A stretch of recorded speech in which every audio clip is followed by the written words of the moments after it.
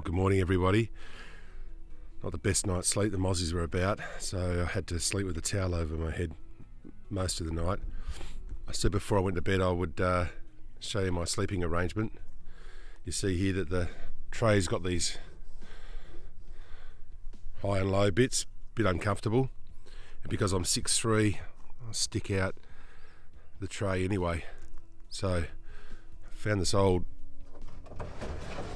pin-up board with a bit of felt stuff on it, which I cut to size where I can get this second piece like so, and that just butts in, and then it's the length of the whole tray so my feet don't hang over the bit of wood at the end, and then I can just pull that apart and close her up and on my way.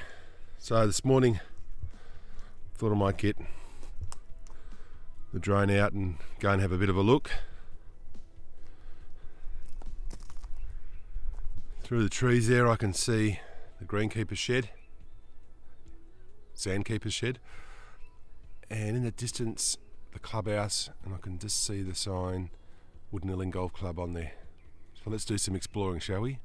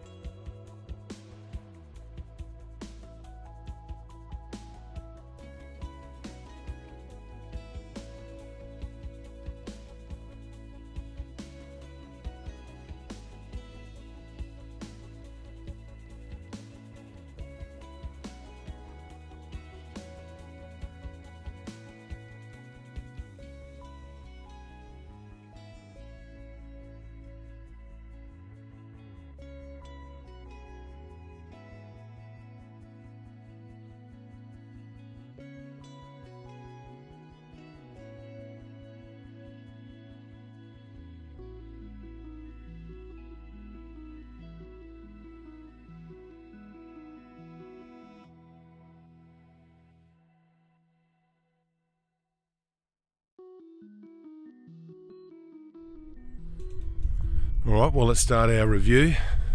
Normally if you've read my blogs, you want to have a look at what the green fees are, so there we go, $5. First impressions of the course, looks nice. Little area there for the kiddies.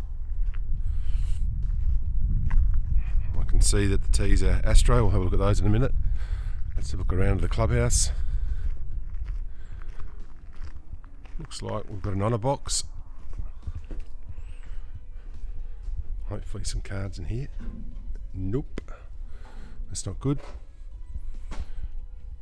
Some local rules.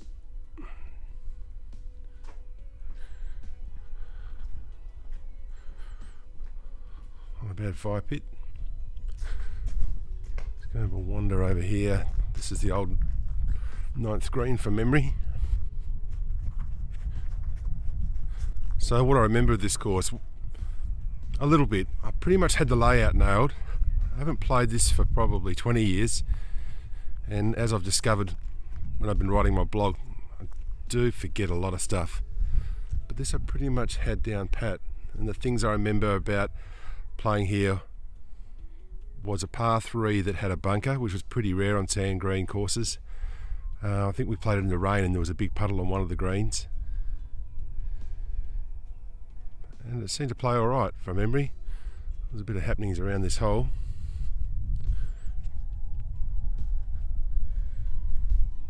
Don't know if that's kangas, I think, scratching all that up. So here's a view of the clubhouse looking the other way. As you'll find most commonly, aluminium scrapers. Going to check out a couple of tee boxes.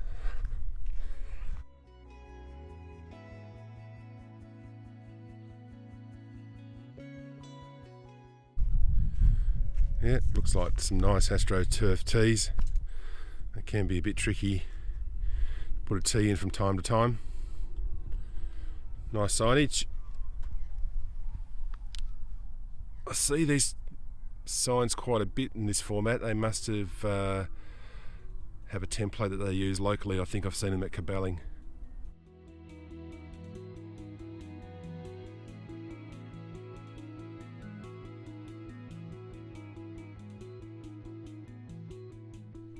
If you wonder what sort of clubs I'm hitting, I've got these custom made because I'm a big fella and an old fella as well. Got these Strixon Z785s custom built through Adrian at True Fit in Canning Vale. They've been pretty good. And got my King Cobra driver and 3-wood. I had a bit of an issue with my putter. I put one of those big fat grips on it and then sort of lost all the touch, so I grabbed the Mrs. old cheapy shark putter for the moment to see how that goes. But probably my favourite club is this baby.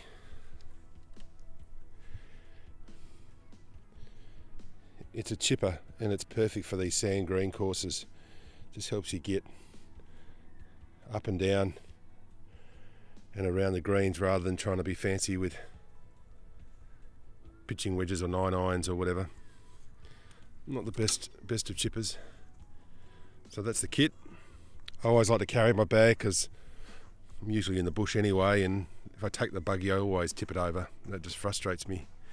So carrying the bag just means you can just get through the courses pretty quick.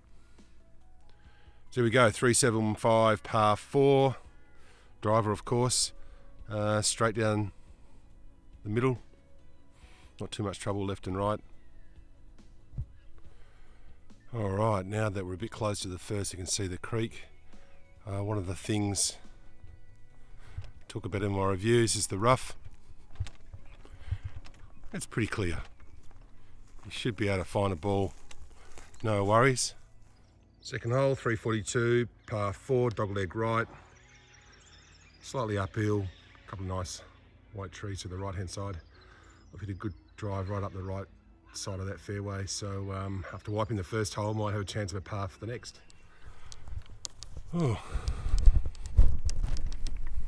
So if you haven't played these country courses before, you'll notice the fairways are just a combination of clover and weeds and bits and pieces. Get your preferred lies at one club length anyway, so it's just a matter of finding the best spot. These have got some big tufts, so you can sit the ball up quite nicely. Notice the course has got 150 markers there, the white ones with 150 painted on them. There's the drive. Give me a nice clear shot to the green. And just looking back, that's where I've come from. And you can see the first green just in the distance. So at 150, and if you saw my Facebook note a couple of days ago, I talked about iron number. So I use 220 as my iron number. I'm 150 out, so that's going to be 7 iron for me. These greens are really hard, so you've got to land short, bounce and roll them in anyway. Well, as I suggested, I landed it short and rolled across the green and rolled off middle-y, not straight, so I've taken off the corner of the green, but at least it was somewhere near the green. So here I'm left with just a little chip. Green's not the best, looks like they've had a little bit of water on the greens. I can see some evidence of pooling and stuff. The greens aren't in the best condition, to be honest. I'm going to use my chipper and show you how that works.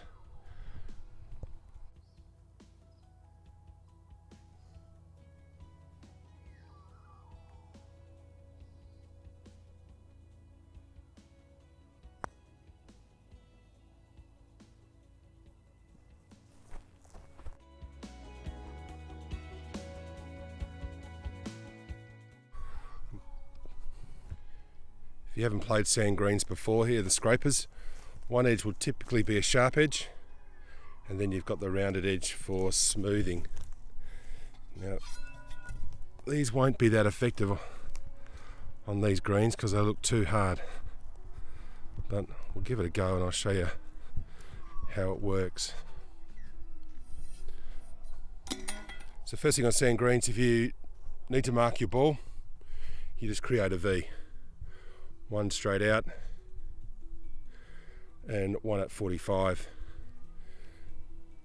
And then you've marked your spot.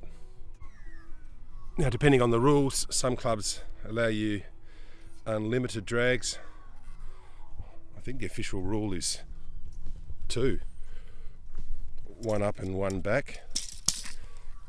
So I want to try and get it as smooth as possible. Use a sharp edge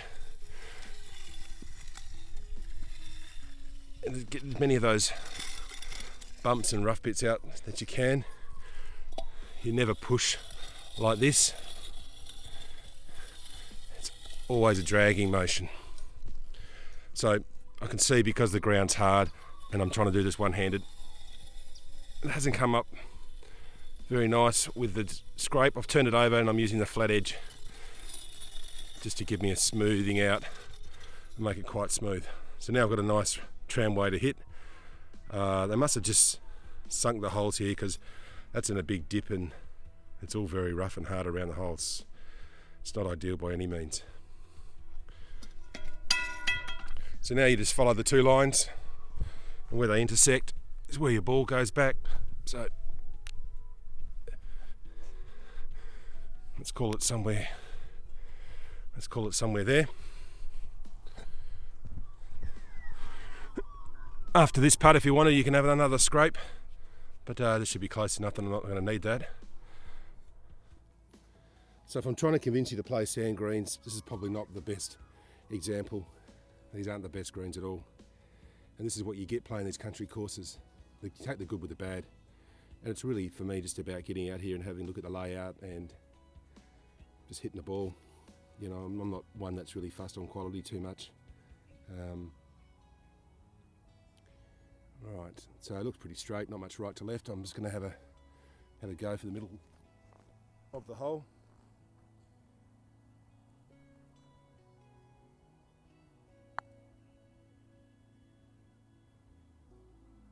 See what I mean about the hole? It just rolled back. It wouldn't normally happen like that.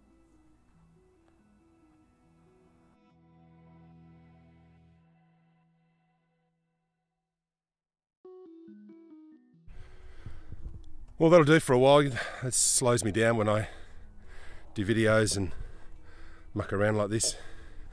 So I'll come back to you later on. I mean, have a look at this tree, this magnificent tree on the fairway. To me, this is what epitomises the country golf and why I love it so much. It's just absolutely beautiful. Here's the par 3 that I spoke about, that I remembered with the bunkers. In the country, they're more like mounds for bunkers. It's an interesting bunker given how far away it is from the green. Right, you wouldn't want to hit that one skinny to get a ball in the face. But nice touch. It's a shame it's all collapsing, and it's pretty typical of these courses with the lack of members. The maintenance just falls by and by. Well, that's the end of my round at Woodanilling. Fittingly hit a nice 7-iron shot for 3. It's finished pretty close to the stick. Probably a nice little tap in par, I'd say. Yeah, pretty handy. So I ran over time, woke up a bit late. It's 9:20. Oh, I've got to get to the next course pretty quick. Williams might be too far away, so I might have a go heading up to Wagen and having a hit there. I can always get back to Williams later.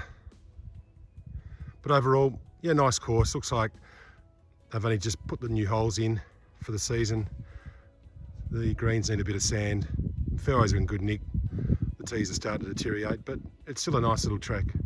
For 9 holes, 2 different tees. The holes really get mixed up, so you see the hole from 2 different aspects. Yeah, it was good. I'd play again, no worries.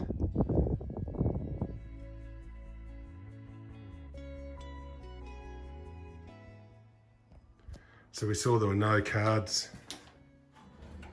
in the honour box. So sometimes desperate times call for desperate measures. So sometimes when I need a card, I go hunting in the bins. So I've searched all of them, and this last one looks like it might have revealed one down the bottom there. I'll give Get in here and grab the card. Yep, what does it say?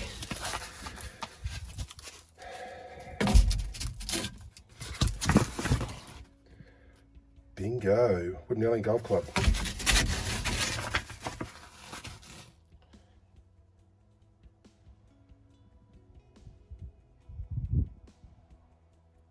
Sweet, better tidy that up and put that on the website, no worries.